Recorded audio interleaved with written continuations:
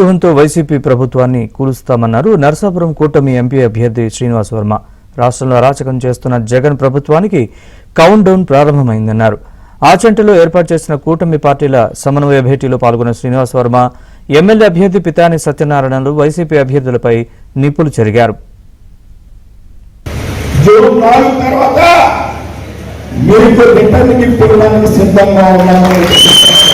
వీడిలో పనిచేసి వచ్చినటువంటి కార్యకర్తలు డబ్బాగా రాజకీయాల్లోకి రాలేదు.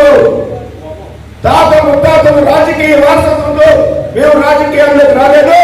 ఇలాగ కష్టపడి పనిచేసి రాత్రి పగళ్ళు మేము ఈ స్థాయికి వచ్చాం అనే సంగతి ఇక్కడ ఉన్నటువంటి ప్రజాప్రతినిధికి నేను గుర్తు చేస్తా ఉన్నాను.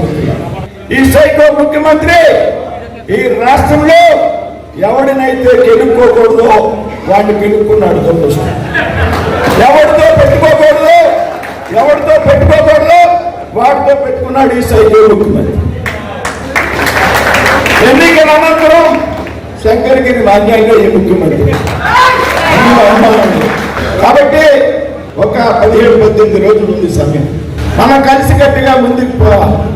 కలిసి పనిచేసేటువంటి క్రమంలో చిన్న చిన్న పొరపంచాలు రావచ్చు. వాటినన్నింటినీ కూడా అధిగమించి మన ముందున్నటువంటి లక్ష్యం ఈ రాష్ట్రంలో ప్రభుత్వం మారాలి.